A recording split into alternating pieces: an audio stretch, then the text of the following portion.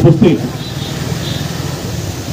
এই বৃহত্তর ফরিদপুর মাগুরা অঞ্চলের কৃতি সন্তান জাতীয় কৃষক দলের কেন্দ্রীয় সংসদের বিপ্লবী সাধারণ সম্পাদক জনাব সজিল ইসলাম বাবুর, উপস্থিত জেলা বিএনপির আহ্বায়ক সদস্য সচিব, আমার সাথে জাতীয় কৃষক দলের আমার সফরসঙ্গী কেন্দ্রীয় নেতৃবৃন্দ, আমার সামনে উপস্থিত মাগুরা জেলার বিএনপি কৃষক দল সহ সংগঠনের নেতৃবৃন্দ, প্রিয় ভাইরা, জিয়া রহমান এই কৃষক দল সৃষ্টি করেছিলেন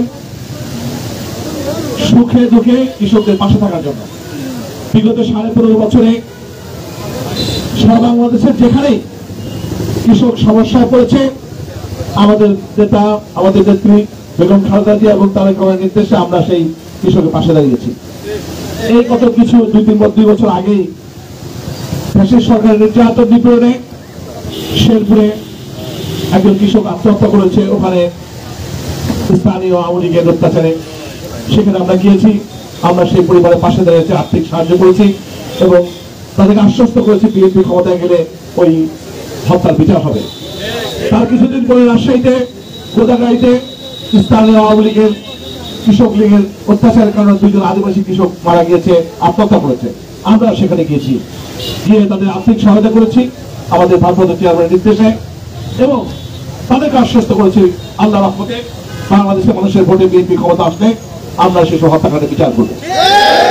প্রিয় ভাইরা, আপনারা জানেন গত কয়েকদিন যাবৎ আমরা দেখছি সারা বাংলাদেশে প্রাকৃতিক দুর্যোগ নেমে এসেছে। বিভিন্ন জায়গায় নতুন করে একটি প্রাকৃতিক দুর্যোগ সৃষ্টি হয়েছে। বিভিন্ন জায়গায় আমাদের এই বজ্রপাতের কারণে বাংলাদেশের বিভিন্ন প্রান্তে কৃষকরা মারা যাচ্ছেন। আমরা আজকে আমাদের ভারপ্রাপ্ত চেয়ারম্যানের নির্দেশে ঝিনাইদহের 3টি পরিবার ইতিমধ্যেই বজ্রপাতে মৃত্যু হয়েছে, সে সকল পরিবারের সাথে দেখা করবো। সেখান থেকে আমরা আমাদের ভারপ্রাপ্ত চেয়ারম্যানের পক্ষ থেকে তাদেরকে আর্থিক সাহায্য করবো এবং আমরা যে বাংলাদেশের জাতীয় কৃষক দল কৃষকদের পাশে আসি সেটা দেখানোর জন্য আমরা ঢাকা থেকে এসেছি। প্রিয় ভাইরা, আমরা জাতীয় কৃষক দল যেমন কৃষকদের পাশে আছি, সেইভাবেই বিগত আন্দোলনের সংগ্রামে 28 অক্টোবরের পরে যখনই আন্দোলন হয়েছে গণতন্ত্রের পক্ষে, বাংলাদেশের মানুষের ভোটাধিকারের পক্ষে, ঢাকা রাজপথে সারা বাংলাদেশে আমরা জাতীয় কৃষক দল রাজপথে ছিলাম। আপনারা ছিলেন না? আমরা কৃষক দল ছিল। আমরা স্পষ্ট ভাষায় বলতে চাই, বর্তমান সরকার বিভিন্ন কথা বলে আমাদের সমর্থনে ফ্যাসিস্ট সরকার বিদায় হওয়ার ক্ষমতা এসেছে। অনেক কথা দিয়েছিল, গত 9 মাসে কি একটি কাজ করেছে? কোন একটি কাজ করেছে? এই ফ্যাসিস্টের বিচার করেছে? সংস্কার করেছে? কিছু ঘোড়ার টিপ করেছে। আমাদের কথা ইন্দ্রিয় চালানোর দেশ চালানোর এক কথা নয়। দয়া করে বলছি, মানে সরে যান, সুষ্ঠু নির্বাচন দিয়ে গণতান্ত্রিক সরকারের হাতে নির্বাচন সরকারের ক্ষমতা দিলেন। তা না হলে শহীদ জিয়া সরকার জানে কত 17.5 বছর পৃথিবীর ইতিহাসে সবচেয়ে বড় ফ্যাসিস্ট, সবচেয়ে নির্মম ফ্যাসিস্টের বিরুদ্ধে আমরা সংগ্রাম করে মাঠে টিকেছিলাম।